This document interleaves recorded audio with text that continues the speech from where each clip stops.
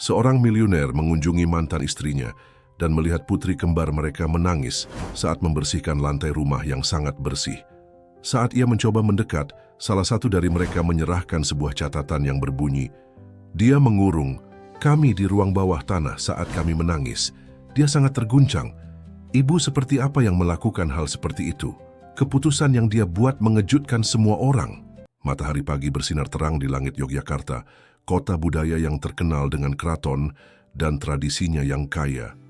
Hendra Wijaya, seorang pengusaha teknologi sukses dari Jakarta, memandang keluar jendela taksi yang membawanya dari Bandara Internasional Adi Sucipto.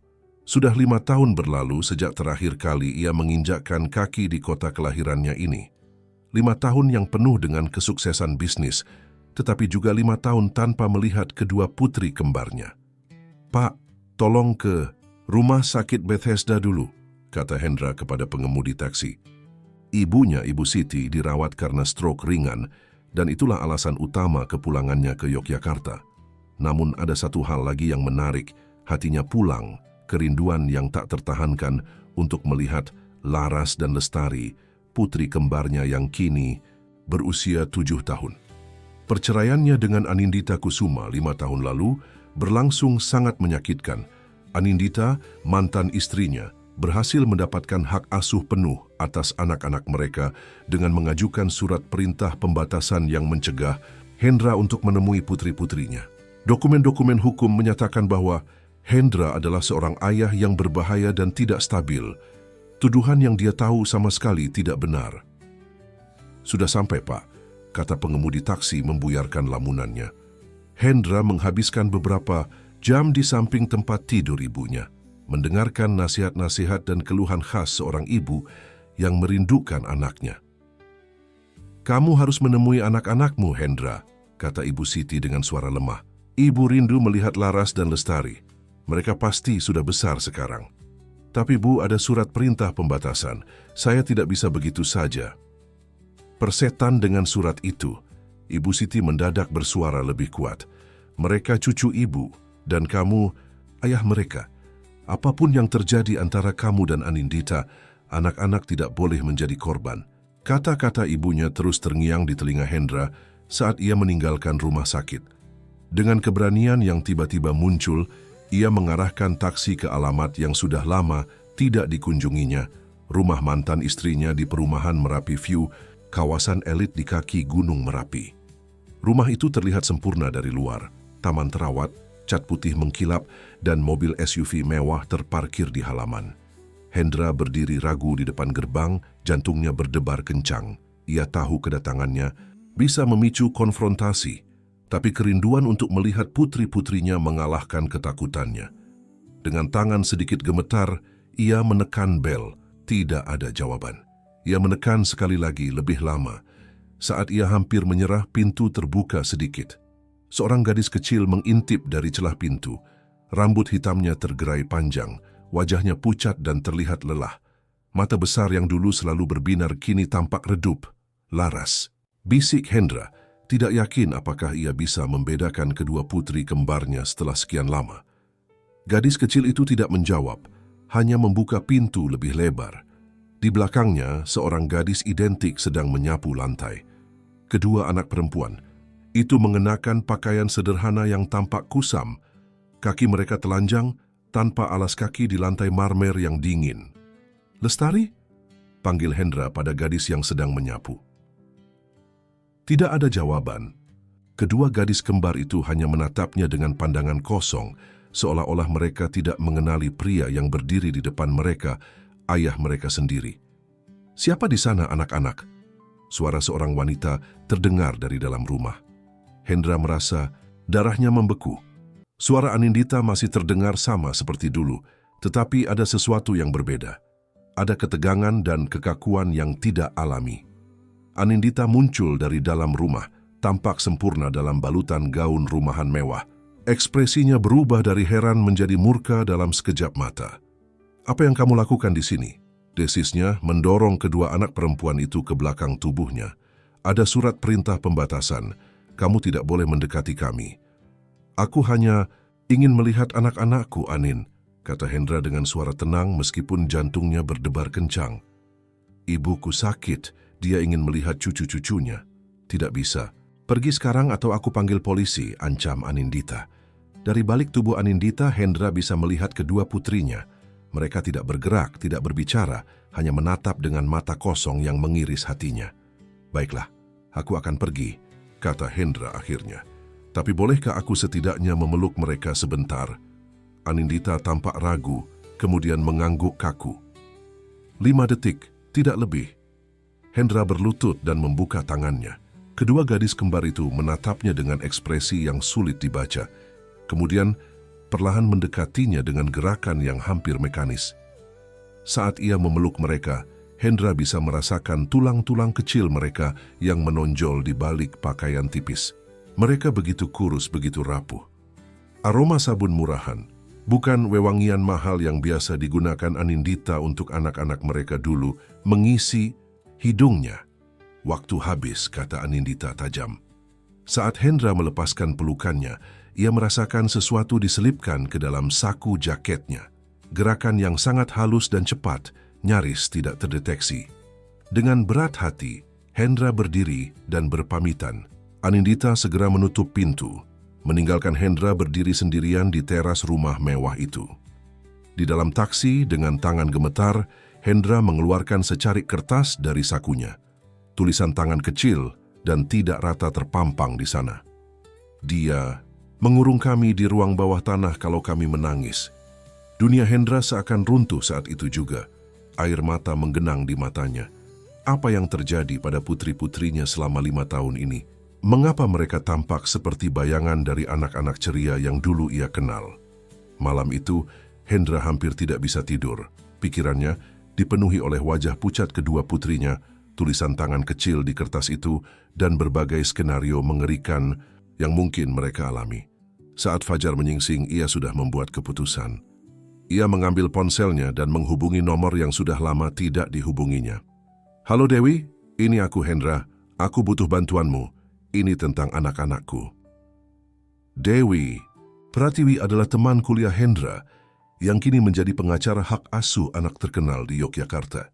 Jika ada orang yang bisa membantunya memenangkan kembali hak asuh anak-anaknya dan menyelamatkan mereka dari situasi apapun yang sedang mereka hadapi, itu adalah Dewi. Kita bertemu di kantorku jam 9 pagi, jawab Dewi setelah mendengar penjelasan singkat Hendra. Dan Hendra, bawa semua dokumen perceraianmu. Kita akan mulai dari sana. Sementara matahari perlahan naik di atas Cakrawala Yogyakarta, Hendra menatap keluar jendela hotel tempatnya menginap. Di suatu tempat di kota ini, putri-putri kembarnya sedang bangun. Mungkin ketakutan, mungkin kesakitan, pasti kesepian.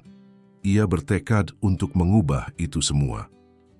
Aku akan menyelamatkan kalian, bisiknya pada bayangan Gunung Merapi yang tampak di kejauhan. Apapun yang terjadi. Kantor Dewi Pratiwi terletak di kawasan Kota Baru, salah satu area bisnis paling bergengsi di Yogyakarta. Sebagai salah satu pengacara hak asuh anak terkemuka di kota ini, Dewi telah membangun reputasi yang solid dalam memenangkan kasus-kasus yang tampak mustahil. Jadi Anindita mendapatkan hak asuh penuh dengan menggunakan surat perintah pembatasan ini? Tanya Dewi sambil memeriksa dokumen-dokumen yang dibawa Hendra. Dan kamu tidak pernah menantangnya? Hendra menghela napas berat. Aku berada dalam kondisi yang buruk saat itu, Dewi. Perusahaanku hampir bangkrut. Aku depresi. Anindita dan pengacaranya memanfaatkan situasi itu untuk menggambarkanku sebagai orang yang tidak stabil dan berbahaya. Gumam Dewi sambil terus membaca. Ada sesuatu yang aneh di sini. Tanda tangan hakim pada surat perintah pembatasan ini tidak seperti tanda tangan Hakim Sudrajat yang kukenal. Dan ada beberapa kejanggalan prosedural lainnya. Hendra menceritakan tentang kunjungannya ke rumah Anindita kemarin, kondisi kedua putrinya yang mengkhawatirkan, dan catatan kecil yang diselipkan ke dalam sakunya. Mata Dewi melebar saat membaca pesan tersebut. Ini sangat mengkhawatirkan. Hendra, jika benar ada ruang bawah tanah yang digunakan untuk menghukum anak-anak, aku harus menyelamatkan mereka, Dewi. Bagaimana caranya? Pertama, kita perlu mengumpulkan bukti. Kata-kata seorang anak, walaupun sangat menyentuh, tidak akan cukup di pengadilan, terutama melawan Anindita yang pasti akan membantah segalanya. Dewi berpikir sejenak. Kita perlu informasi lebih banyak tentang kegiatan sehari-hari Anindita. Kalau sedikit-sedikit bagaimana cara kita mendapatkannya. Pengamatan, tapi kita harus sangat berhati-hati. Jika Anindita menangkap basah kamu mengawasi rumahnya, dia bisa menggunakannya untuk memperkuat surat perintah pembatasan. Malam itu, Hendra dan Dewi duduk di dalam mobil yang diparkir di seberang taman kecil yang menghadap ke rumah Anindita. Dari posisi ini, mereka bisa melihat sebagian besar aktivitas di rumah tanpa terlihat mencurigakan. Aneh, gumam Hendra setelah beberapa jam pengamatan. Lampu di ruang tengah menyala sepanjang malam, tapi aku belum melihat anak-anak sama sekali sejak kita tiba. Tiba-tiba lampu di ruang bawah tanah menyala, terlihat dari jendela kecil yang berada sedikit di atas permukaan tanah. Lihat, bisik Dewi menunjuk, ada aktivitas di ruang bawah tanah. Mereka menunggu dengan tegang. Tak lama kemudian, Anindita muncul dari samping rumah, menarik tangan seorang gadis kecil. Hendra yakin itu Laras dari caranya berjalan. Mereka menghilang ke pintu samping yang tampaknya mengarah ke ruang bawah tanah. Hendra hampir keluar dari mobil, tapi Dewi menahannya. Jangan gegabah, bisiknya. Kita perlu bukti, bukan konfrontasi sekarang. 5 menit kemudian, Anindita kembali keluar, kali ini sendirian. Dia tampak terburu-buru kembali ke dalam rumah utama. Dia meninggalkan Laras di bawah sana, kata Hendra. Suaranya bergetar karena marah dan khawatir. Pengamatan mereka dilanjutkan keesokan paginya. Yang mengejutkan mereka adalah aktivitas yang dimulai sangat awal. Lampu rumah sudah menyala pada pukul 4 pagi. Apa yang dilakukan keluarga dengan anak-anak berusia 7 tahun pada jam 4 pagi? Tanya Dewi heran. Jawaban mereka datang saat matahari mulai terbit. Anindita membawa kedua anak kembar itu keluar dari rumah. Keduanya berpakaian sangat berbeda dari yang Hendra lihat kemarin. Kali ini mereka mengenakan pakaian bagus, rambut disisir rapi, bahkan tampak seperti memakai sedikit riasan. Mereka pergi ke suatu tempat, kata Hendra. Mari kita ikuti. Dengan hati-hati mereka mengikuti mobil Anindita yang menuju ke sebuah studio kecil di kawasan Kota Gede, area yang terkenal dengan kerajinan perak, tetapi juga memiliki banyak bangunan komersial modern. Dari kejauhan, Hendra dan Dewi mengawasi saat Anindita dan kedua putrinya memasuki sebuah bangunan dengan papan nama Studio Bintang Digital. Apa itu? Tanya Hendra. Sepertinya studio untuk produksi konten digital, jawab Dewi. Tunggu di sini. Aku akan mencari tahu. Dewi kembali setelah beberapa menit berbicara dengan pemilik warung kopi di seberang studio. Kamu tidak akan percaya ini, katanya dengan nada serius. Menurut pemilik warung, studio itu disewa oleh seorang wanita, yang pasti Anindita, untuk produksi siaran langsung amal, yang menampilkan anak-anak dengan kisah mengharukan. Siaran ini ditayangkan ke seluruh dunia, terutama ke negara-negara barat, untuk mengumpulkan donasi. Hendra merasa tubuhnya dingin. Dia menggunakan anak-anak kita untuk menghasilkan uang. Kemungkinan besar begitu. Dan menurut pemilik warung, mereka biasanya di sana selama berjam-jam, kadang-kadang dari pagi hingga sore. Tapi bagaimana dengan sekolah? Mereka seharusnya bersekolah. Itulah pertanyaan besar berikutnya, kata Dewi. Ayo kita cari tahu. Setelah menghubungi beberapa kenalan di Dinas Pendidikan Yogyakarta, Dewi mendapatkan informasi mengejutkan.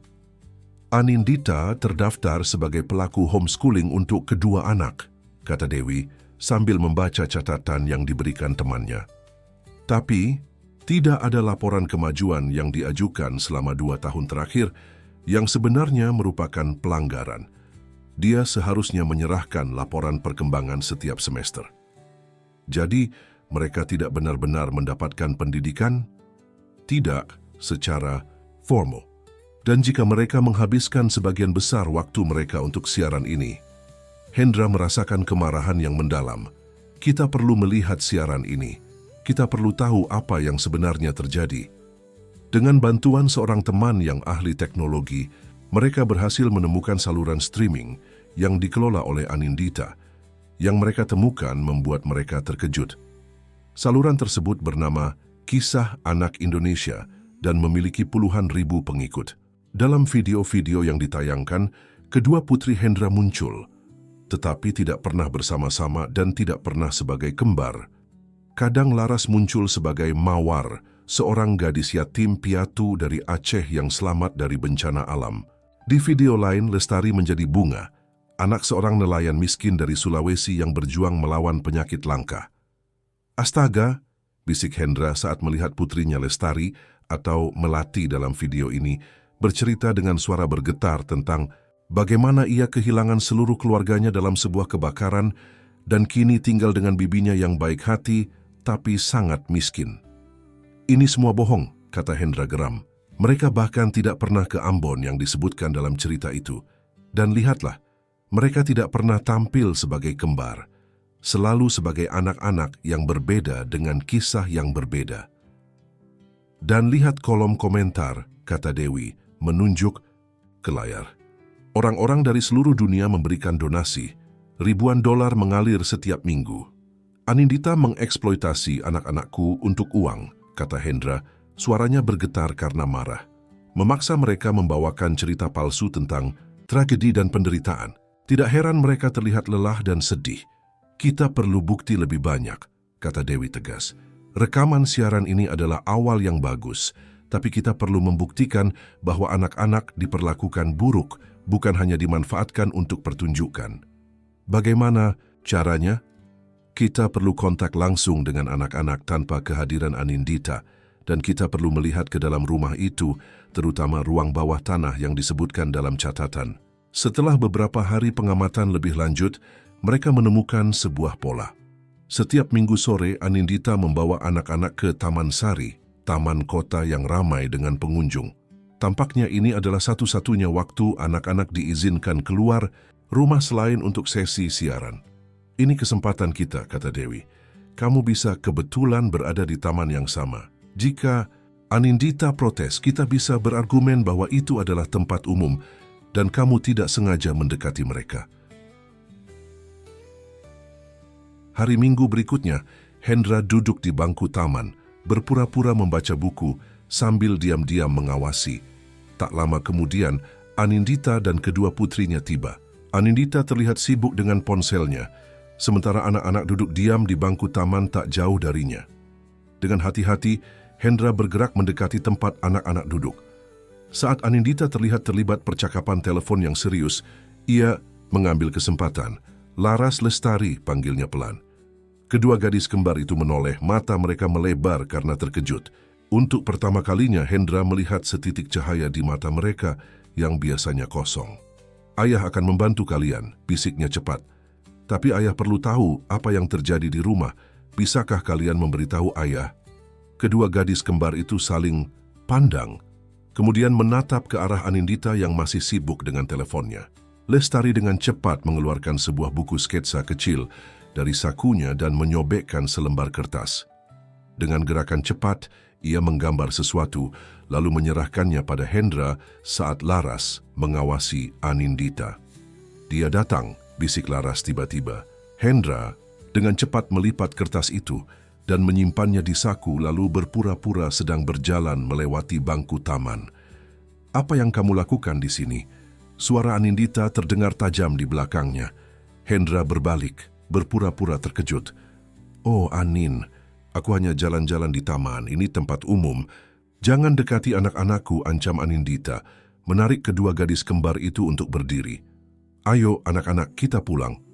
Saat Anindita menarik mereka pergi, Lestari menoleh sekilas pada Hendra, matanya menyiratkan pesan yang tidak bisa diucapkannya dengan kata-kata tolong selamatkan kami. Di dalam taksi dalam perjalanan kembali ke hotel, Hendra membuka lipatan kertas yang diberikan Lestari. Itu adalah gambar sederhana, tapi mendetail dari sebuah ruangan dengan tangga menurun, beberapa kotak yang tampak seperti peralatan elektronik, dan dua sosok kecil yang duduk di sudut.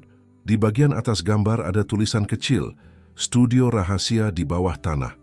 Mereka tidak hanya dikurung di sana, gumam Hendra pada dirinya sendiri. Mereka dipaksa bekerja di sana. di ruang bawah tanah itu. Malam itu, Hendra menghubungi Dewi untuk menceritakan perkembangan baru dan menunjukkan gambar yang diberikan Lestari. "Ini sudah cukup untuk meminta surat perintah penggeledahan," kata Dewi setelah melihat gambar tersebut. "Tapi kita perlu lebih banyak. Kita perlu bukti nyata tentang apa yang terjadi di ruang bawah tanah itu." "Aku punya ide," kata Hendra, matanya berkilat dengan tekad baru. "Bagaimana jika kita melihat langsung ke dalam rumah itu?" "Kita tidak bisa begitu saja masuk ke rumah Anindita," kata Dewi dengan nada serius. "Itu pelanggaran hukum dan bisa menghancurkan kasus kita." Hendra dan Dewi sedang duduk di kafe kecil di kawasan Malioboro, cukup jauh dari rumah Anindita, untuk menghindari kemungkinan bertemu dengannya secara kebetulan. "Tapi kita perlu tahu apa yang terjadi di ruang bawah tanah itu," desak Hendra. "Bagaimana kita bisa mendapatkan bukti tanpa masuk ke dalam?" Dewi menyesap kopinya sambil berpikir, "Ada cara legal. Pertama, kita perlu ahli teknologi yang bisa membantu kita." Beberapa jam kemudian, mereka bertemu dengan Bimo Nugroho, seorang ahli keamanan siber dan mantan rekan kerja Hendra di Jakarta. Bimo telah terbang ke Yogyakarta segera setelah Hendra menjelaskan situasinya. "Jadi, kamu ingin mengakses kamera keamanan rumah mantan istrimu?" tanya Bimo sambil membuka laptopnya. "Itu mungkin ilegal, kawan." "Bukan begitu," jelas Dewi cepat. "Kita ingin tahu apakah ada cara untuk melihat apa yang ditayangkan dari rumah itu. Siaran langsung yang dilakukan secara reguler. Ini informasi publik karena mereka menyiarkannya ke internet." Bimo mengangguk mengerti. Itu berbeda. Aku bisa melacak alamat IP dari siaran tersebut dan bahkan mungkin mengakses metadatanya tanpa melanggar hukum. Tunjukkan padaku saluran streaming mereka." Selama beberapa hari berikutnya, Bimo bekerja tanpa henti untuk melacak pola siaran dan mengumpulkan data tentang kisah anak Indonesia. Apa yang ia temukan mengejutkan mereka semua. "Anindita sangat sibuk," kata Bimo sambil menunjukkan data di laptopnya. "Dalam setahun terakhir, dia telah membuat setidaknya 24 karakter berbeda yang diperankan oleh anak-anak ini. 12 untuk masing-masing anak, dengan nama berbeda, latar belakang berbeda, dan tragedi berbeda." 24? Hendra terkesiap. "Ya, dan semuanya menghasilkan donasi yang mengesankan. Lihat grafik ini," Bimo menunjuk ke layar. "Setiap bulan saluran ini mengumpulkan rata-rata 15 hingga 20 ribu dolar ADSX. Dalam setahun, itu hampir 200 ribu dolar. Uang sebanyak itu, dan anak-anakku masih terlihat kurus dan lelah," gumam Hendra, getir. "Dan lihat ini," lanjut Bimo menunjukkan jadwal siaran. Mereka siaran hampir setiap hari, dimulai jam 5 pagi untuk menjangkau penonton di Amerika dan Eropa. Itu menjelaskan mengapa aktivitas di rumah dimulai jam 4 pagi. "Anak-anak berusia 7 tahun dipaksa bangun jam 4 pagi untuk bekerja?" Dewi menggelengkan kepalanya tak percaya. "Ini jelas eksploitasi anak." "Ada lagi," kata Bimo. "Aku berhasil mendapatkan screenshot dari berbagai siaran. Lihat dengan cermat, anak-anak ini tidak pernah tampil sebagai kembar. Mereka selalu ditampilkan sebagai individu terpisah dengan kisah yang sama sekali berbeda." Hendra melihat kumpulan gambar yang ditunjukkan Bimo. Hatinya terasa sakit melihat putri-putrinya dipaksa mengenakan berbagai kostum, riasan, dan bahkan wig untuk memerankan karakter-karakter fiktif dengan kisah tragis. "Mereka bahkan tidak diizinkan menjadi diri mereka sendiri," kata Hendra pelan. "Tidak diizinkan menjadi kembar yang sebenarnya mereka adalah." "Ini semua bukti yang kuat tentang eksploitasi," kata Dewi. "Tapi untuk mendapatkan hak asuh, kita masih perlu membuktikan adanya penelantaran atau penyiksaan. Siaran ini, meskipun sangat tidak etis, masih bisa diargumentasikan oleh pengacara Anindita sebagai pekerjaan akting yang sah." "Bagaimana dengan ruang bawah tanah itu? Dan catatan yang diberikan Laras tentang mereka dikurung?" tanya Hendra frustasi. "Kita perlu bukti visual," kata Dewi tegas. "Dan kita juga perlu menantang surat perintah pembatasan itu yang sepertinya dipalsukan." Dewi menghabiskan beberapa hari berikutnya menelusuri keaslian surat perintah pembatasan tersebut. Setelah mengunjungi kantor pengadilan dan berbicara dengan beberapa petugas, ia kembali dengan kabar mengejutkan.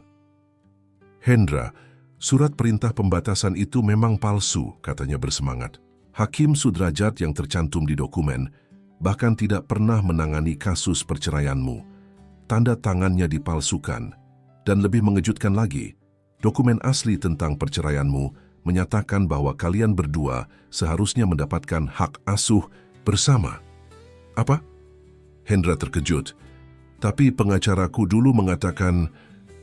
"Pengacaramu dulu," potong Dewi, "adalah sepupu Anindita. Kamu tidak tahu itu? Dia sengaja tidak mengajukan banding dan membiarkanmu percaya bahwa kamu kehilangan semua hak sebagai ayah." Hendra terduduk, terguncang oleh pengkhianatan ganda ini. "Jadi, selama 5 tahun ini, aku sebenarnya memiliki hak untuk menemui anak-anakku dan dokumen yang mencegahku adalah palsu." "Tepat sekali," kata Dewi. "Ini sudah cukup untuk membuka kembali kasus perceraian dan hak asuh, tapi kita masih perlu bukti tambahan tentang kondisi anak-anak untuk mendapatkan hak asuh penuh untukmu." Sementara itu, Bimo datang dengan ide baru. "Aku mungkin bisa mengakses kamera keamanan rumah tanpa masuk ke properti," katanya. "Rumah-rumah di kompleks elit seperti Merapi View biasanya menggunakan sistem keamanan digital yang terhubung ke internet. Jika sistemnya tidak dilindungi dengan baik..." "Itu legal?" tanya Dewi ragu. "Abu-abu," jawab Bimo jujur. "Tapi jika kita hanya mengakses kamera luar rumah, itu bisa diargumentasikan sebagai area publik. Dan jika kita menemukan bukti penyiksaan anak, pengadilan mungkin akan memaafkan metode kita." Setelah perdebatan panjang tentang etika dan legalitas, mereka memutuskan untuk melanjutkan dengan rencana Bimo, tetapi dengan batasan ketat, hanya mengakses kamera yang menghadap ke area luar rumah dan pintu masuk ke ruang bawah tanah. 2 hari kemudian, kerja keras Bimo membuahkan hasil. Ia berhasil mengakses 2 kamera keamanan yang mengawasi halaman belakang rumah dan pintu masuk ke ruang bawah tanah. "Sekarang kita tunggu," kata Bimo. Mereka tidak perlu menunggu lama. Pada hari ketiga pemantauan, mereka menyaksikan sesuatu yang mengejutkan. Kamera menangkap gambar Anindita menyeret laras ke arah pintu ruang bawah tanah. Gadis kecil itu menangis dan memohon, sementara Anindita tampak marah. "Sudah kubilang jangan menangis saat siaran," bentak Anindita. Suaranya terdengar jelas dari rekaman audio. "Kamu merusak karakter Melati. Melati adalah gadis kuat yang tidak pernah menangis."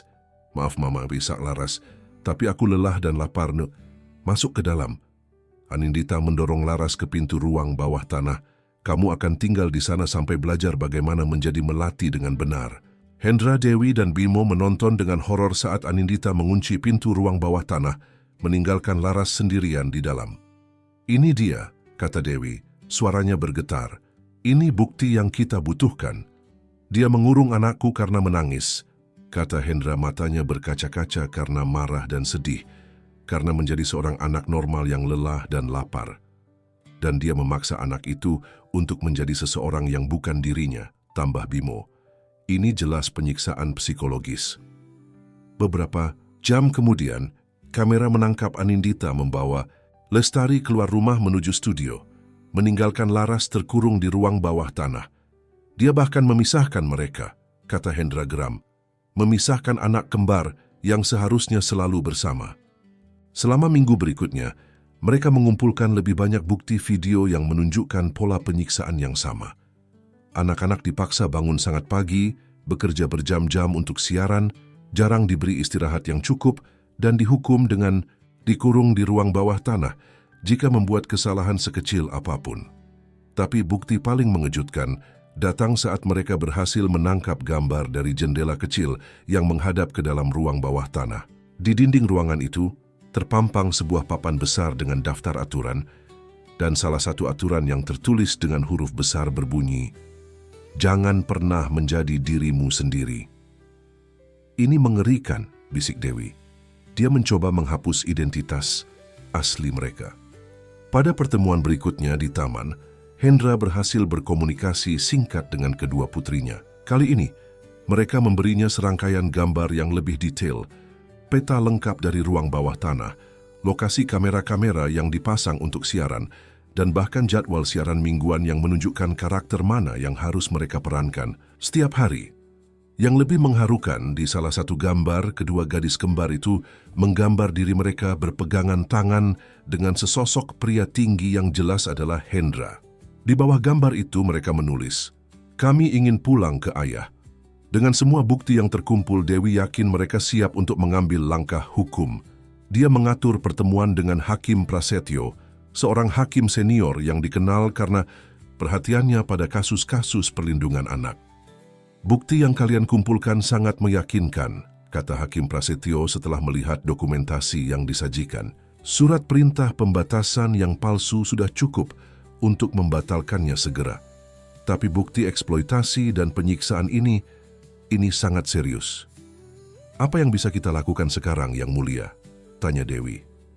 "Aku akan mengeluarkan perintah penggeledahan untuk rumah tersebut dan perintah evaluasi medis darurat untuk kedua anak," jawab hakim tersebut. "Aku juga akan menugaskan Nyonya Indah dari Dinas Perlindungan Anak untuk mendampingi kalian." "Berapa lama prosesnya?" tanya Hendra tidak sabar.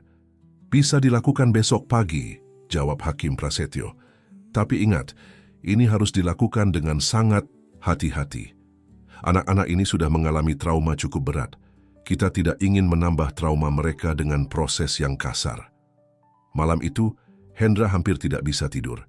Besok, ia mungkin bisa membawa pulang putri-putrinya. Besok, ia mungkin bisa mengakhiri 5 tahun pemisahan yang menyakitkan dan penderitaan anak-anaknya. Saat ia akhirnya tertidur menjelang fajar, mimpinya dipenuhi dengan gambar kedua putri kembarnya yang tersenyum, berlari bebas di taman, tanpa beban untuk menjadi siapapun selain diri mereka sendiri. Di sisi lain kota, di ruang bawah tanah sebuah rumah mewah di perumahan Merapi View, 2 gadis kecil berbaring berdampingan di atas kasur tipis, tangan mereka saling menggenggam sementara mereka tertidur. Di atas meja kecil di dekat mereka, terdapat sebuah gambar yang baru selesai. 2 gadis kecil berlari menuju seorang pria yang merentangkan tangannya. Dengan matahari bersinar cerah di atas mereka dan sebuah kalimat sederhana di bagian bawah gambar. Besok, pagi itu, suasana tegang menyelimuti rombongan kecil yang berkumpul di kantor Dinas Perlindungan Anak Yogyakarta. Hendra, Dewi, Bimo, Nyonya Indah dari Dinas Perlindungan Anak dan 2 petugas polisi sedang menunggu surat perintah resmi dari Hakim Prasetyo. "Ingat," kata Nyonya Indah, seorang wanita parubaya dengan wajah tenang namun tegas, "prioritas utama kita adalah kesejahteraan anak-anak. Kita harus melakukan ini dengan cara yang tidak akan menambah trauma mereka." Hendra mengangguk, jantungnya berdebar kencang. "Saya mengerti. Bagaimana prosedurnya nanti?" "Pertama, kita akan mengunjungi rumah dengan surat perintah penggeledahan," jelas Nyonya Indah. "Petugas polisi akan mengamankan lokasi sementara saya dan tim medis memeriksa kondisi anak-anak. Jika kami menemukan bukti penyiksaan atau penelantaran, anak-anak akan langsung dibawa ke rumah sakit untuk pemeriksaan lebih lanjut." "Dan kemudian?" tanya Hendra, suaranya sedikit bergetar. "Jika kondisi mereka mengkhawatirkan seperti yang kita duga, pengadilan dapat memberikan hak asuh sementara kepadamu sambil menunggu sidang hak asuh penuh," jawab Dewi, menekankan kata sementara untuk mengingatkan Hendra bahwa proses hukum masih panjang. Telepon di meja Nyonya Indah berdering, dan setelah percakapan singkat, ia mengangguk pada kelompok itu. "Surat perintahnya sudah siap, mari kita pergi." 2. Mobil meninggalkan kantor Dinas Perlindungan Anak menuju perumahan Merapi View. Sepanjang perjalanan, Hendra berusaha menenangkan dirinya, tapi bayangan putri-putrinya yang terkurung dan ketakutan terus menghantuinya. Saat mereka tiba di depan rumah Anindita, Hendra menyadari sesuatu yang aneh. Mobilnya tidak ada, katanya. Biasanya mobil SUV-nya selalu terparkir di depan. "Mungkin dia sedang keluar?" tanya Dewi. "Tidak, ini aneh," kata Hendra dengan nada khawatir. "Ini hari Selasa pagi. Menurut jadwal yang kita lihat, seharusnya mereka sedang siaran sekarang." Petugas polisi menekan bel pintu beberapa kali tanpa jawaban. Setelah mengumumkan kehadiran mereka dan tujuan kunjungan, mereka akhirnya menggunakan wewenang dari surat perintah untuk membuka paksa pintu. Rumah itu kosong. Tidak ada tanda-tanda Anindita atau anak-anak. Periksa ruang bawah tanah, kata Hendra cepat. Ketakutan mulai menjalar di dadanya. Pintu menuju ruang bawah tanah dikunci rapat. Setelah membukanya, mereka menemukan sebuah studio mini lengkap dengan peralatan siaran, beberapa latar belakang berbeda untuk rekaman, dan lemari penuh kostum dan wig, tapi tidak ada tanda-tanda anak-anak. Mereka pergi, kata Bimo, memeriksa komputer yang ditinggalkan. Tapi buru-buru, komputer ini masih menyala dan lihat.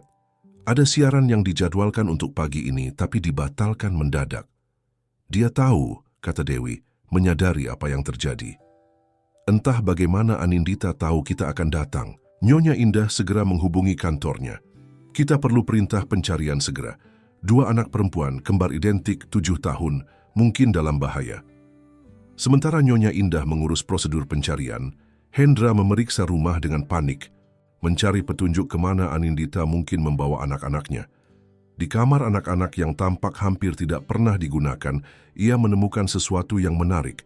Sebuah gambar tersembunyi di bawah kasur menunjukkan peta sederhana dengan tulisan Rumah Paman Budi di Magelang. Paman Budi, gumam Hendra. Itu pasti Budi Kusuma, adik Anindita. Dia seorang polisi di Magelang. Informasi ini segera diteruskan ke pihak berwenang, dan dalam hitungan jam, pencarian meluas ke Magelang, kota kecil sekitar 1 jam perjalanan dari Yogyakarta. Kita harus ke sana sekarang, desak Hendra. Tidak bisa begitu saja, kata Nyonya Indah. Ini sudah lintas wilayah. Kita perlu koordinasi dengan kepolisian Magelang. Tapi adik Anindita adalah polisi di sana, protes Hendra. Bagaimana jika dia melindungi mereka? Kita punya surat perintah dari hakim tinggi, kata Dewi menenangkan. Bahkan seorang polisi tidak bisa mengabaikan itu.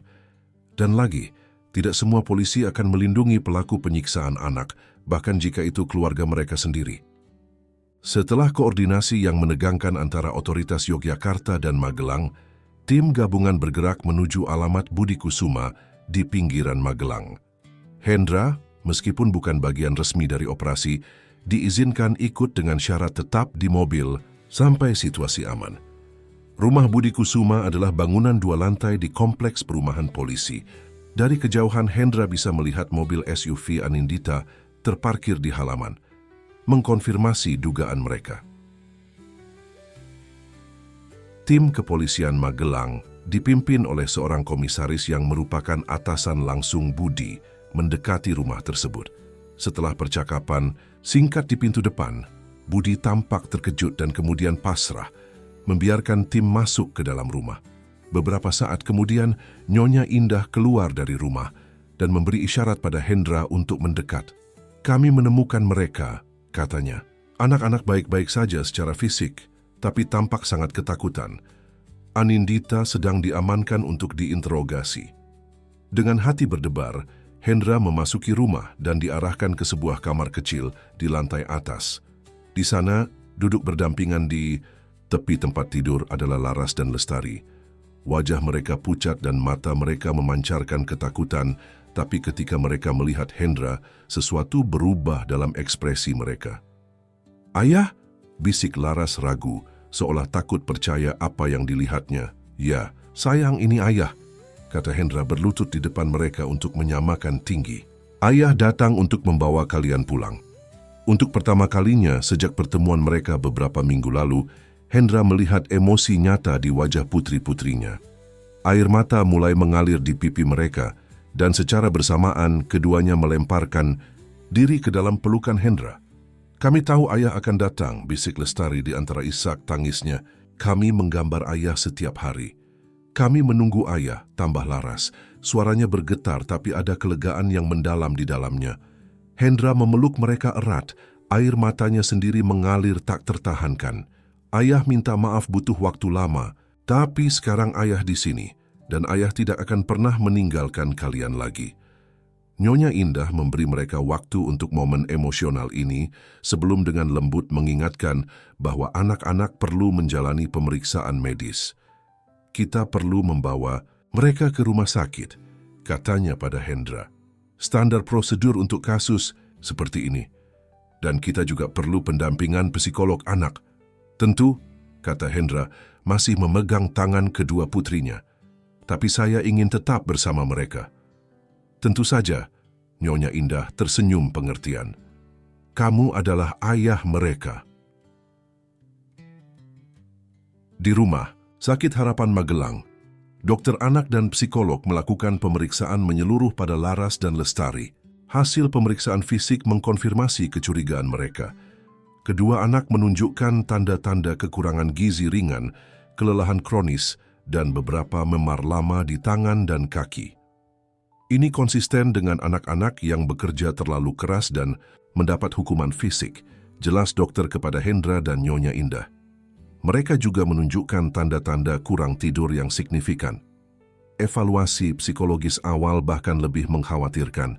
Kedua anak menunjukkan gejala kecemasan tingkat tinggi, ketakutan terhadap figur otoritas, dan kebingungan identitas.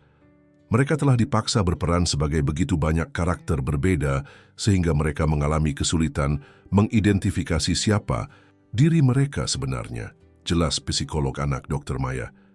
Dan yang lebih mengkhawatirkan, mereka tampaknya telah diajarkan untuk tidak mengakui bahwa mereka adalah kembar. Mereka berhati-hati untuk tidak menunjukkan koneksi kembar mereka di depan orang dewasa. Tapi mereka masih memiliki ikatan yang kuat, tambah Dr. Maya. Mereka melakukan komunikasi nonverbal yang luar biasa, saling melengkapi kalimat satu sama lain, dan tampaknya bisa merasakan emosi satu sama lain. Ikatan kembar mereka masih utuh, hanya tersembunyi. Berdasarkan temuan medis dan psikologis, pengadilan dengan cepat mengeluarkan perintah hak asuh sementara untuk Hendra. Anindita ditahan untuk penyelidikan lebih lanjut atas tuduhan pemalsuan dokumen hukum, penyiksaan anak, eksploitasi anak, dan penipuan. Hari itu juga, untuk pertama kalinya dalam 5 tahun, Hendra membawa putri-putrinya pulang, bukan ke rumah mewahnya di Jakarta, tapi ke kamar hotel sederhana di Yogyakarta yang telah menjadi tempat tinggalnya selama beberapa minggu terakhir. Ini hanya sementara, jelasnya pada anak-anak saat mereka memasuki kamar. Mat, segera kita akan memiliki rumah nyaman di mana kalian bisa memiliki kamar sendiri, tempat bermain, dan semua yang kalian butuhkan. Kami tidak butuh kamar sendiri, kata Laras cepat, melirik saudara kembarnya dengan cemas. Kami ingin tetap bersama, tambah Lestari, menggenggam tangan saudaranya erat-erat. Hendra tersenyum pengertian. Tentu saja, kalian bisa selalu bersama selama kalian mau.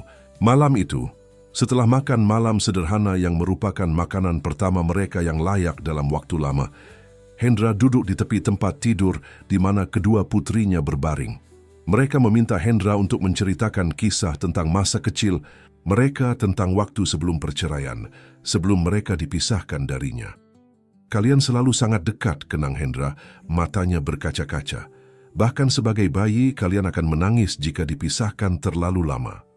Dan kalian memiliki bahasa rahasia kalian sendiri, kata-kata dan suara yang hanya kalian berdua pahami. Benarkah? Tanya Laras, matanya melebar karena takjub.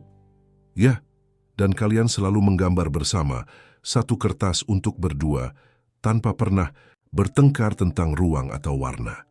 Seperti yang kita lakukan sekarang, bisik Lestari kepada saudaranya. Saat anak-anak mulai mengantuk, Hendra melihat mereka saling merangkul dalam tidur, kepala mereka berdekatan seolah berbagi mimpi. Keesokan, harinya Dewi membawa kabar baik. Isquat, Hakim Prasetyo telah mempercepat sidang hak asuh kita, katanya bersemangat. Dan dengan bukti yang kita miliki, ditambah kesaksian medis, kasus kita sangat kuat. Bagaimana dengan Anindita? Tanya Hendra. Dia menghadapi banyak masalah hukum, jawab Dewi serius. Pemalsuan dokumen pengadilan saja sudah merupakan kejahatan serius. Ditambah eksploitasi anak dan penipuan melalui penggalangan dana palsu itu, dia akan menghadapi konsekuensi serius. Selama minggu berikutnya, Hendra fokus sepenuhnya pada pemulihan putri-putrinya. Dengan bantuan Dr. Maya, mereka mulai sesi terapi bermain yang dirancang untuk membantu anak-anak mengekspresikan trauma mereka dan menemukan kembali identitas mereka yang sebenarnya. Berapa nama yang kalian miliki? Tanya Dr. Maya dengan lembut pada sesi pertama mereka. Laras dan Lestari saling berpandangan dengan ragu sebelum Laras menjawab pelan, 12. Aku punya 12 nama. Aku juga, tambah Lestari, dan 12 cerita berbeda yang harus diingat. Dan yang mana nama asli kalian? Tanya Dr. Maya. Kedua anak terdiam lama sebelum Lestari berbisik. Aku tidak yakin lagi. Laras dan Lestari, kata Hendra lembut dari sudut ruangan. Nama kalian adalah Laras dan Lestari Wijaya. Kalian adalah putri-putriku. Kalian adalah kembar. Dan kalian berhak menjadi diri kalian sendiri. Perlahan hari demi hari, anak-anak mulai membuka diri. Mereka mulai berbicara lebih banyak, kadang-kadang tersenyum, dan bahkan sesekali tertawa. Suara yang nyaris tidak pernah didengar Hendra sejak ia menemukan mereka kembali. Yang paling mengharukan adalah bagaimana mereka mulai menunjukkan ikatan kembar mereka secara terbuka. Mereka tidak lagi takut untuk menyelesaikan kalimat satu sama lain, bergerak secara sinkron, atau berbagi pikiran tanpa kata-kata. Mama selalu marah kalau kami bertindak seperti kembar, jelas Laras suatu hari. Dia bilang kami harus menjadi orang yang berbeda untuk cerita-cerita itu. Dia memisahkan kami kalau kami terlalu dekat, tambah Lestari. Itu hukuman terburuk, lebih buruk dari ruang bawah tanah. Hendra merasa hatinya hancur mendengar ini, tapi juga bertekad semakin kuat untuk memastikan anak-anaknya tidak akan pernah lagi mengalami penderitaan seperti itu. Saat hari sidang semakin dekat, Hendra mulai khawatir tentang bagaimana anak-anak akan bereaksi terhadap proses hukum yang mungkin membuat trauma. Namun Dr. Maya meyakinkannya bahwa dengan persiapan yang tepat, mereka bisa menghadapinya. Mereka lebih kuat dari yang kamu kira, kata Dr. Maya. Dan mereka memiliki satu sama lain. Ikatan kembar mereka adalah sumber kekuatan luar biasa. Malam sebelum sidang, Hendra menemukan kedua putrinya duduk bersama di lantai kamar hotel, menggambar di selembar kertas besar. Saat ia mendekat untuk melihat, hatinya terasa hangat. Mereka menggambar sebuah rumah sederhana dengan 3 sosok di depannya, 1 tinggi dan 2 kecil. Semua berpegangan tangan dan tersenyum. Apakah itu rumah kita? Tanya Hendra lembut. Kedua gadis kembar itu mendongak dan tersenyum, senyum asli yang akhirnya mencapai mata mereka. Ya, kata Laras. Rumah baru kita, lanjut Lestari. Tanpa kamera, tambah Laras. Dan tanpa ruang bawah tanah, Lestari menyelesaikan. Pagi sidang hak asuh akhirnya tiba. Pengadilan Keluarga Yogyakarta tampak mengintimidasi dengan dinding-dinding tingginya dan suasana formal yang kaku. Hendra mengenakan setelan rapi, menggenggam tangan kedua putrinya saat mereka memasuki gedung. Laras dan Lestari, dalam balutan, gaun sederhana berwarna biru muda yang identik, pilihan mereka sendiri, berjalan dengan langkah ragu di sampingnya. Ingat apa yang kita bicarakan, kata Hendra lembut, berlutut untuk menyamakan tinggi dengan mereka. Kalian hanya perlu berbicara jujur. Tidak ada jawaban benar atau salah, dan ayah akan ada di ruangan itu sepanjang waktu. Kedua gadis kembar itu mengangguk dengan wajah serius. Sejak diselamatkan 2 minggu lalu, mereka telah menunjukkan kemajuan luar biasa. Dengan bantuan Dr. Maya, mereka perlahan menemukan kembali suara mereka dan keberanian untuk mengekspresikan diri. Apa Mama akan ada di sana? Tanya Lestari. Matanya menunjukkan kekhawatiran. Ya, jawab Hendra jujur. Tapi dia tidak akan bisa mendekati kalian. Ada petugas yang akan memastikan kalian aman. Di dalam ruang sidang, Hendra melihat Anindita untuk pertama kalinya sejak penyelamatan anak-anak. Mantan istrinya tampak sangat berbeda. Tanpa riasan sempurna dan pakaian mewahnya, dia terlihat lebih tua dan lebih keras.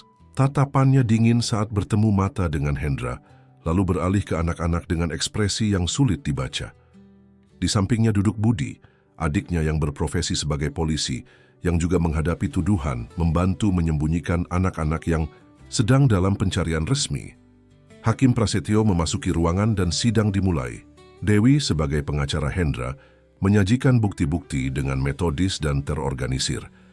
Dokumentasi medis yang menunjukkan kondisi anak-anak, bukti pemalsuan surat perintah pembatasan, rekaman video dari kamera keamanan yang menangkap penyiksaan, dan kesaksian tertulis dari tim medis dan psikolog.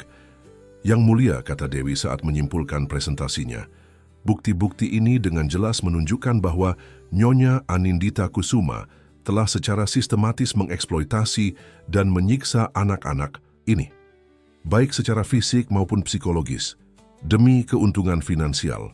Selain itu, dia telah dengan sengaja memalsukan dokumen pengadilan untuk mencegah ayah mereka yang sah, Tuan Hendra Wijaya, dari hak-haknya untuk bertemu anak-anaknya. Pengacara Anindita, seorang pria dengan penampilan tajam bernama Agus Santoso, kemudian berdiri untuk pembelaan. Yang mulia, klien saya mengakui bahwa mungkin ada beberapa ketidaktepatan dalam dokumen hukum, katanya dengan hati-hati. Tapi itu dilakukan semata-mata demi melindungi anak-anak dari ayah mereka yang pada saat itu mengalami ketidakstabilan emosional yang parah. Agus melanjutkan dengan menggambarkan Anindita sebagai ibu tunggal yang berjuang, yang hanya mencoba menafkahi anak-anaknya melalui karya kreatif digital yang melibatkan mereka. Anak-anak ini tidak disiksa, Yang Mulia, klaim Agus. Mereka mendapatkan pelatihan akting yang berharga, yang mungkin akan berguna untuk karir mereka di masa depan. Jika mereka tampak kelelahan atau kurang gizi, itu mungkin disebabkan oleh jadwal padat yang terkadang memang tuntutan industri hiburan. Hendra harus menahan dirinya untuk tidak meledak marah mendengar pemutarbalikan fakta yang begitu menjijikkan. Dia melirik putri-putrinya yang duduk dengan tenang di samping Dr. Maya di bangku khusus saksi anak. Hakim Prasetyo, yang terkenal dengan pengalamannya dalam kasus hak asuh yang kompleks, tidak tampak terkesan dengan argumen pengacara Anindita. Setelah mendengarkan kedua sisi, dia memanggil kedua gadis kembar itu untuk memberikan kesaksian dalam sesi tertutup yang hanya dihadiri oleh hakim, psikolog anak, dan seorang petugas pengadilan khusus. "Apakah kalian siap?" tanya Dr. Maya dengan lembut kepada kedua gadis kembar itu. Laras dan Lestari saling berpandangan, sebuah percakapan tanpa kata terjadi antara mereka, lalu keduanya mengangguk bersamaan. "Kami siap," kata mereka dalam harmoni sempurna. Saat anak-anak masuk ke ruang sidang tertutup, Hendra merasa jantungnya hampir berhenti berdetak karena khawatir. Bagaimana anak-anak sekecil itu bisa menghadapi proses yang begitu menakutkan? Akankah mereka ketakutan dan membisu? Atau akankah mereka mampu menceritakan penderitaan yang telah mereka alami?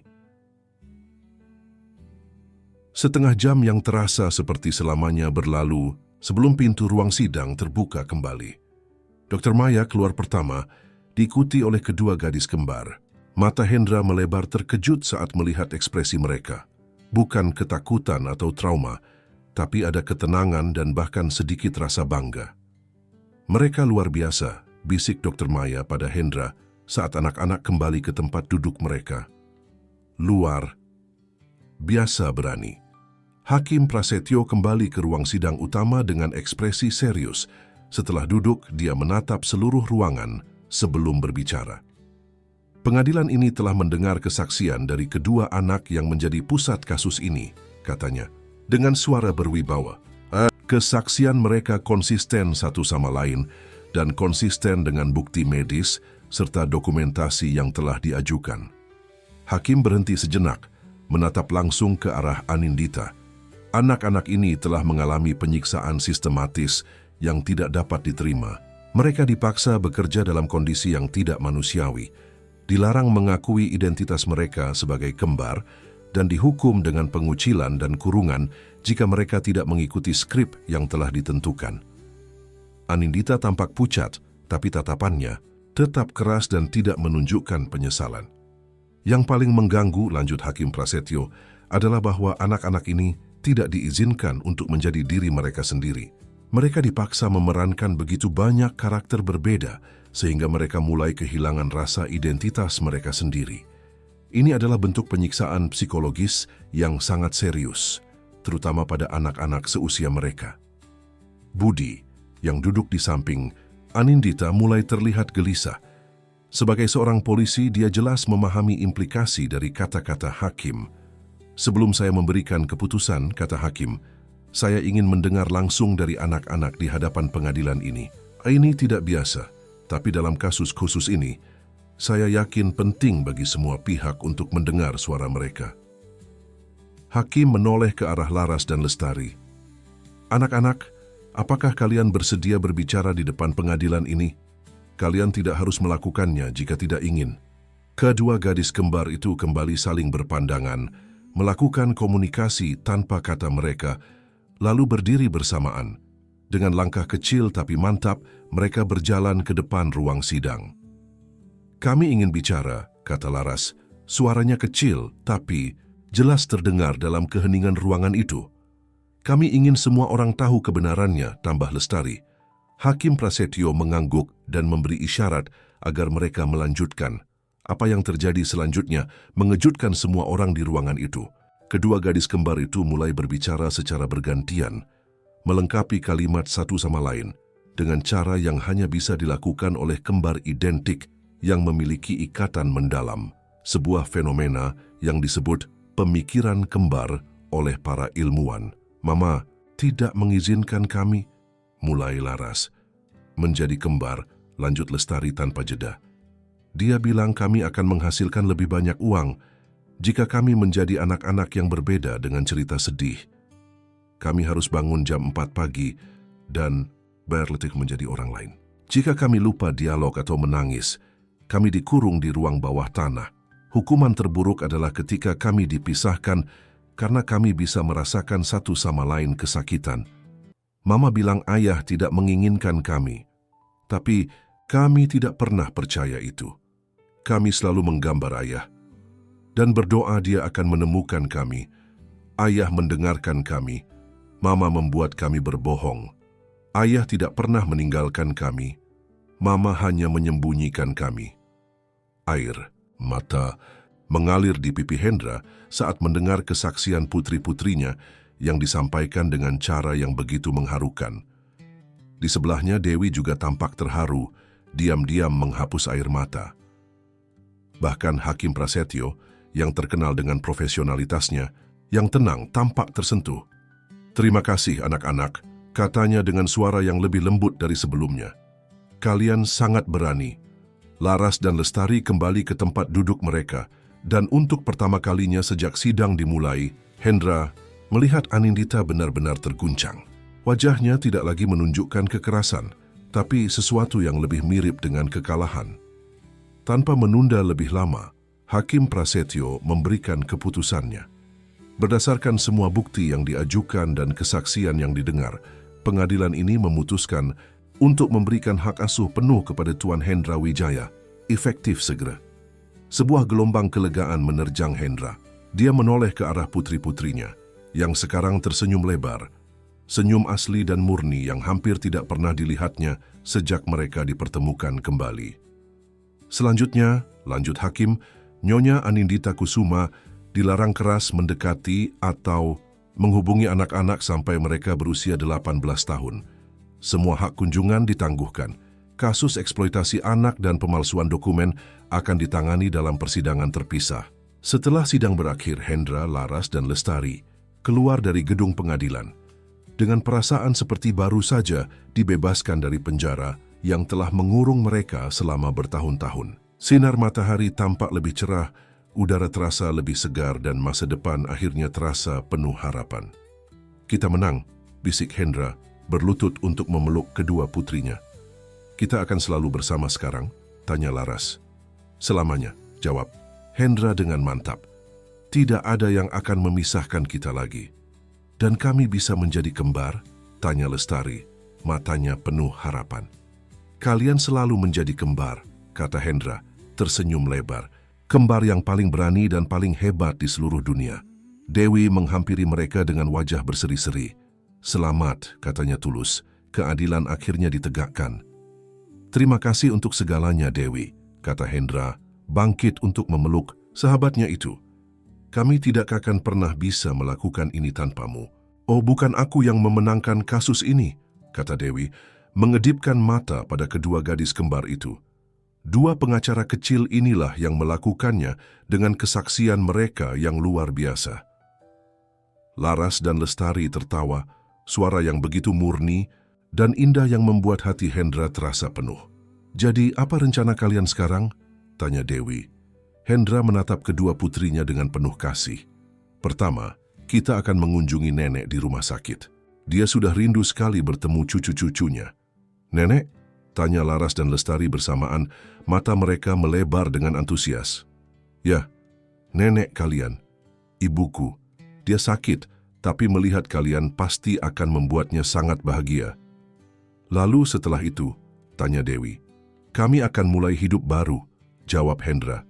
Mungkin tidak di Jakarta, mungkin tetap di sini di Yogyakarta, jauh dari hiruk-pikuk dan tekanan kota besar, tempat di mana anak-anak bisa tumbuh dengan normal, pergi ke sekolah biasa, memiliki teman, dan hanya menjadi diri mereka sendiri. Tanpa kamera, tambah Laras. Dan tanpa skrip, lanjut Lestari. Hanya menjadi Laras dan Lestari, kata mereka bersamaan, saling menggenggam tangan dengan erat. Sementara mereka berjalan menuju mobil, Hendra merasakan perasaan yang sudah lama tidak dirasakannya, kedamaian. Meskipun perjalanan pemulihan masih panjang, baik untuk anak-anak maupun untuk dirinya sendiri, dia tahu bahwa mereka akan menghadapinya bersama sebagai keluarga. Oh, ada satu hal lagi yang ingin kutanyakan, kata Hendra saat mereka masuk ke dalam mobil. Apa yang ingin kalian lakukan dengan semua rekaman siaran itu? Dengan semua karakter palsu dan cerita bohong itu? Laras dan Lestari kembali melakukan komunikasi tanpa kata mereka. Lalu Laras menjawab dengan mantap. Kita hapus semuanya. Kita buat cerita baru, tambah Lestari. Cerita asli kami. Cerita tentang bagaimana ayah menyelamatkan kami, lanjut Laras. Dan bagaimana kami akhirnya bisa menjadi diri kami sendiri. Lestari menyelesaikan dengan senyum kecil yang penuh makna. Hendra tersenyum bangga. Putri-putrinya tidak hanya selamat dari pengalaman traumatis, tapi mereka juga telah menemukan kembali suara mereka, suara kembar yang sebelumnya tersembunyi, yang kini akhirnya terdengar dengan jelas dan penuh keyakinan. 6 bulan telah berlalu sejak sidang pengadilan yang mengubah hidup mereka.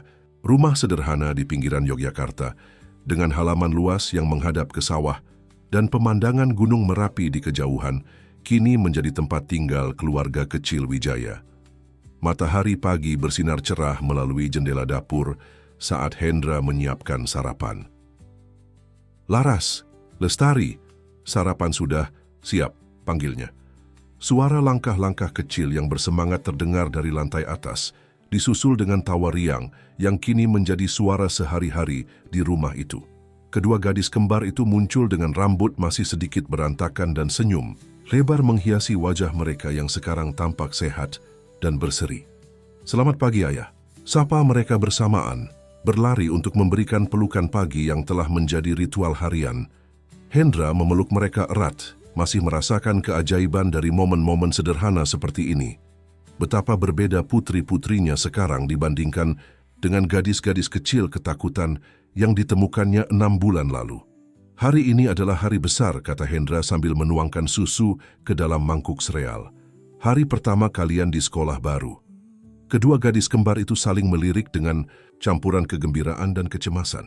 Setelah bulan-bulan menjalani homeschooling, yang sebenarnya untuk mengejar ketertinggalan pendidikan mereka, kini mereka akhirnya siap untuk bergabung dengan sekolah reguler. Bagaimana jika anak-anak lain bertanya tentang kami? Tanya Laras, kekhawatiran lama terdengar dalam suaranya. Tentang mengapa kami tidak bersekolah sebelumnya, tambah Lestari. Hendra duduk di antara mereka, meraih tangan masing-masing. Kalian cukup katakan bahwa kalian belajar di rumah sebelumnya. Kalian tidak perlu menceritakan apapun yang membuat kalian tidak nyaman. Dan jika mereka bertanya tentang Mama, tanya Laras pelan. Ini adalah pertanyaan yang Hendra tahu pasti akan muncul suatu hari. Dengan bantuan Dr. Maya, mereka telah banyak membicarakan tentang bagaimana menangani topik Anindita dengan cara yang sehat. Kalian bisa mengatakan bahwa kalian tinggal dengan ayah sekarang, jawab Hendra lembut. Kalian tidak perlu menjelaskan lebih dari itu. Tapi ingat, apa yang terjadi di masa lalu bukanlah kesalahan kalian, tidak pernah. Kedua gadis mengangguk. 6 bulan terapi intensif telah membantu mereka memahami bahwa mereka adalah korban, bukan penyebab dari situasi yang mereka alami. Kami tahu, kata Lestari dengan keyakinan yang mengejutkan untuk anak seusianya. Dr. Maya bilang kami adalah penyintas bukan korban. Dan kami sangat kuat, tambah Laras, sedikit mengangkat dagunya dengan bangga. Hendra tersenyum hangat. Ya, kalian adalah gadis-gadis paling kuat yang pernah kukenal. Setelah sarapan, mereka berkendara ke sekolah. Dasar Bhinneka. Sekolah swasta kecil dengan pendekatan progresif terhadap pendidikan yang Hendra pilih dengan hati-hati. Kepala sekolah Ibu Ratih telah diberitahu tentang latar belakang khusus anak-anak dan sekolah berkomitmen untuk menyediakan lingkungan yang aman dan mendukung. Jangan khawatir, kata Ibu Ratih pada Hendra saat mereka tiba. Kami memiliki psikolog sekolah yang akan memantau perkembangan mereka dan guru kelas mereka, Pak Danu, sangat berpengalaman dengan anak-anak yang memiliki latar belakang khusus. Saat tiba waktunya untuk berpisah, Hendra berlutut di depan putri-putrinya. Kalian siap? Laras dan Lestari kembali saling memandang. Kebiasaan komunikasi tanpa kata yang kini Hendra pahami sebagai bagian penting dari ikatan kembar mereka. Kami siap, jawab mereka bersamaan. Suara mereka lebih kuat dari yang Hendra duga. Ayah akan menjemput kalian tepat jam 2, kata Hendra, mencium kening masing-masing. Dan ingat, kalian bisa menelepon ayah kapan saja jika butuh. Dengan lambaian terakhir, kedua gadis kembar itu mengikuti Ibu Ratih memasuki gedung sekolah. Tangan mereka saling bertaut. Hendra berdiri di tempat parkir, merasakan campuran kebanggaan dan kecemasan yang ia yakin dirasakan oleh semua orang tua pada hari pertama sekolah anak-anak mereka. Ponselnya berdering, menampilkan nama Dewi di layar. Bagaimana hari pertama sekolah? Tanya Dewi segera setelah Hendra menjawab. Baru saja meninggalkan mereka, jawab Hendra. Mereka tampak lebih percaya diri dari yang kuduga. Tentu saja, kata Dewi dengan nada bangga. Mereka adalah gadis-gadis yang luar biasa. Oh, aku menelepon untuk memberitahumu tentang hasil sidang Anindita kemarin. Hendra menghela napas. Kasus hukum terhadap Anindita telah berlangsung selama berbulan-bulan. Proses yang panjang dan rumit yang dengan sengaja ia jaga agar terpisah dari kehidupan baru. Verket. Dan bagaimana hasilnya? Dia mendapat hukuman 5 tahun penjara untuk pemalsuan dokumen pengadilan dan eksploitasi anak, kata Dewi. Dan semua uang yang dia peroleh dari siaran palsu itu, hampir $300.000 total, akan disita dan dimasukkan ke dalam dana perwalian untuk pendidikan anak-anak. Dan Budi, 2 tahun dengan masa percobaan dan dia kehilangan pekerjaannya di kepolisian. Pengadilan menganggap dia sebagai pihak yang turut membantu, bukan pelaku utama. Hendra mengangguk merasakan sedikit kelegaan, bukan karena dia menginginkan pembalasan, tapi karena keadilan telah ditegakkan. Terima kasih Dewi, untuk segalanya. Hei, kita masih berutang jamuan makan malam untukku, canda Dewi. Bagaimana kalau akhir pekan ini, aku ingin melihat rumah baru kalian. Tentu, anak-anak akan senang bertemu denganmu. Setelah menutup telepon, Hendra kembali ke rumah untuk bekerja. Salah satu perubahan terbesar dalam hidupnya adalah keputusannya untuk bekerja dari rumah. Sebagai CEO perusahaan teknologi, dia bisa menjalankan sebagian besar operasi dari jarak jauh, hanya perlu terbang ke Jakarta sesekali untuk pertemuan penting. Prioritasnya sekarang jelas, putri-putrinya dan pemulihan mereka. Jam 2 tepat, Hendra sudah menunggu di gerbang sekolah. Jantungnya berdebar sedikit lebih cepat saat bel berbunyi dan anak-anak mulai berhamburan keluar. Akhirnya dia melihat mereka, Laras dan Lestari berjalan bersama, diapit oleh 2 gadis lain yang tampaknya terlibat dalam percakapan seru. Saat mereka melihat Hendra, wajah mereka berseri dan mereka berlari ke arahnya. Ayah! Ayah! Kami punya teman, seru Laras, matanya bersinar dengan kegembiraan yang murni. Namanya Sita dan Dina, tambah Lestari. Mereka duduk di dekat kami di kelas.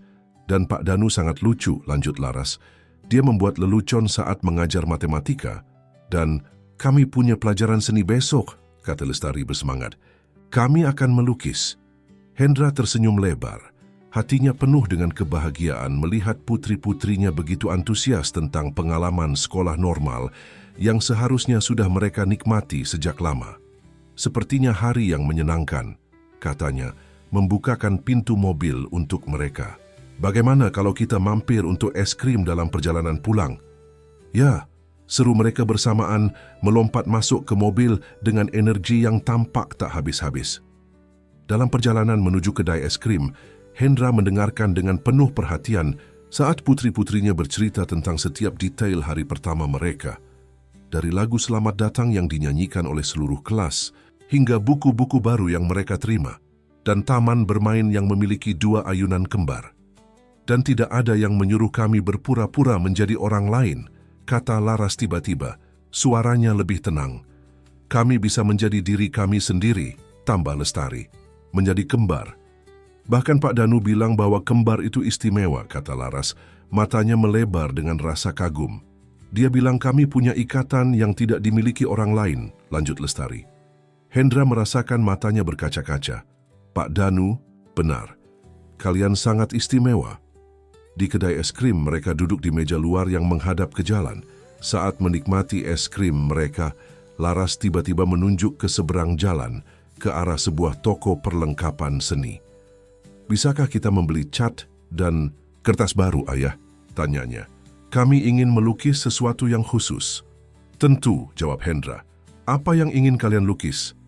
Kedua gadis kembar itu bertukar senyum misterius.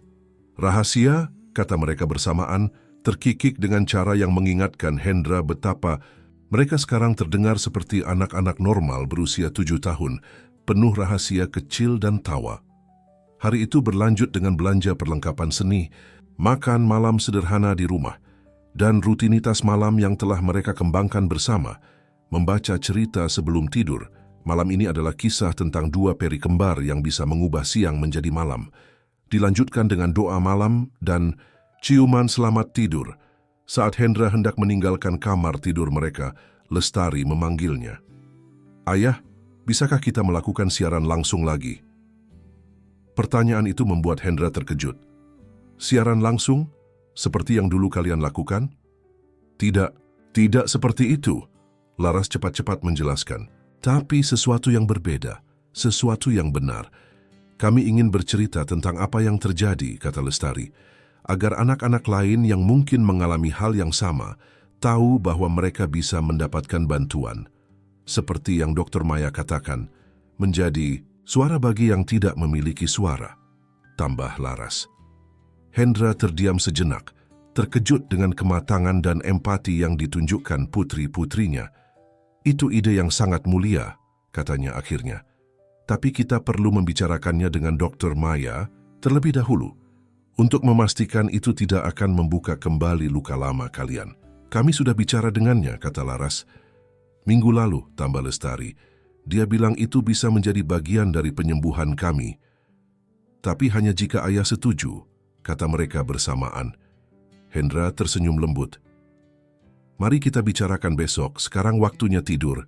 Setelah memastikan putri-putrinya tertidur, Hendra duduk di ruang kerjanya, merenungkan permintaan mereka.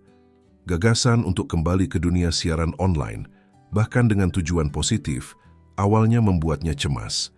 Tapi kemudian ia menyadari bahwa ini mungkin adalah cara putri-putrinya untuk mengambil kembali kendali atas narasi mereka. Untuk mengubah sesuatu yang pernah menjadi sumber trauma menjadi alat untuk membantu orang lain. Keesokan harinya setelah sekolah, Laras dan Lestari segera menuju meja makan untuk mengerjakan proyek rahasia mereka. Dengan cat dan kertas baru, mereka bekerja dalam konsentrasi penuh, secara instinktif berbagi ruang di kertas yang sama. Tangan-tangan kecil mereka bergerak dalam harmoni yang hanya dimiliki oleh kembar identik. Hendra sengaja memberi mereka privasi, bekerja di ruang kerjanya, sambil sesekali tersenyum mendengar bisikan dan tawa kecil mereka. Setelah beberapa jam, mereka mengetuk pintu ruang kerjanya. Kami sudah selesai, kata Laras, tampak gugup tapi bangga. Boleh kami tunjukkan? Tanya Lestari. Hendra mengangguk, dan mereka membawa sebuah lukisan besar ke dalam ruangan.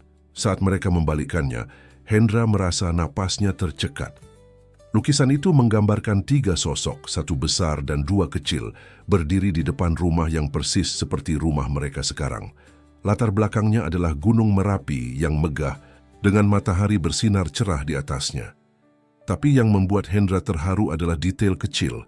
Tidak ada kamera dimanapun dalam gambar, tidak ada naskah, tidak ada kostum, hanya 3 orang, menjadi diri mereka sendiri di bawah langit biru yang cerah. Di bagian bawah lukisan, dengan tulisan tangan anak-anak yang hati-hati, tertulis, "Kami dan ayah, dan tanpa kamera selamanya." Ini indah sekali, kata Hendra. Suaranya tercekat oleh emosi. "Ini untuk siaran pertama kami," jelas Laras, "sebagai latar belakang, untuk menunjukkan bahwa kita sekarang bahagia," tambah Lestari. "Dan bahwa anak-anak seharusnya diizinkan menjadi diri mereka sendiri," kata Laras. "Bukan karakter dalam cerita orang lain," Lestari menyelesaikan. Hendra memeluk mereka erat, terkesima oleh ketangguhan dan kebijaksanaan putri-putrinya yang masih begitu muda.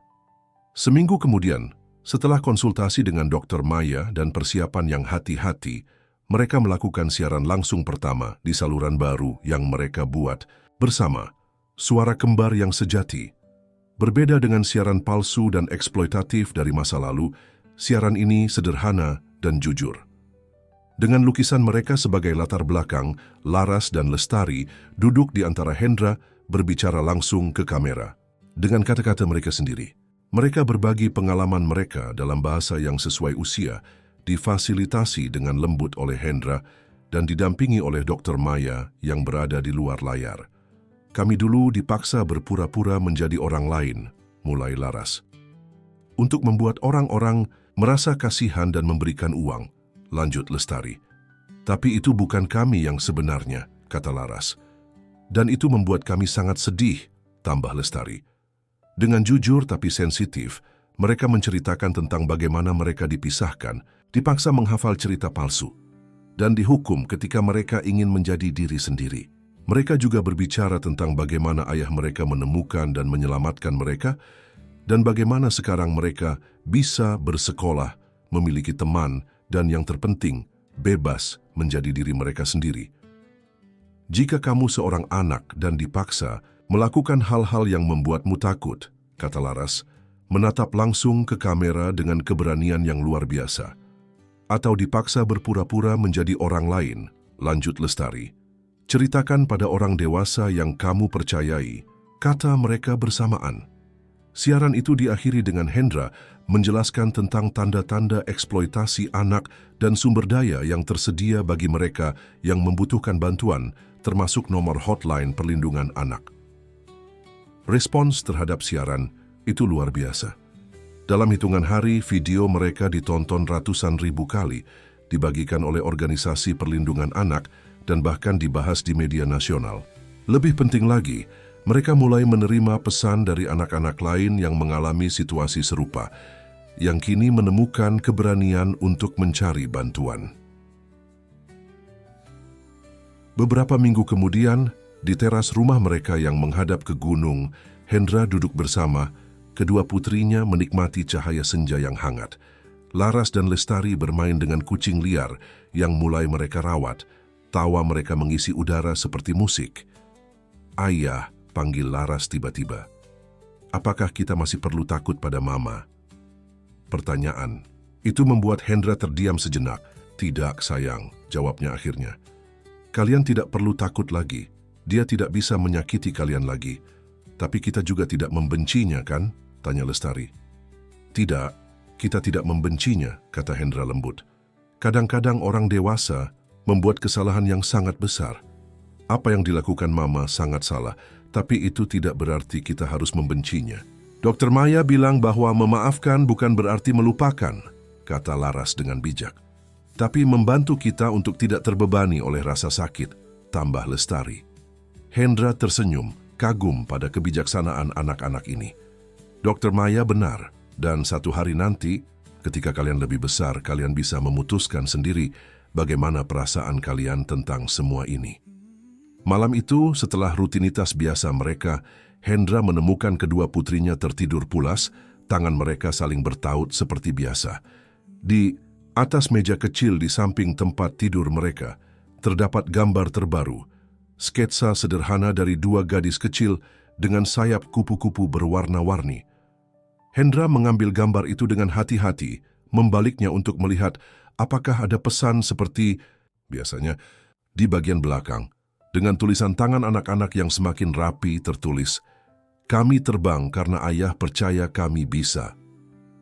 Air mata bahagia menggenang di mata Hendra.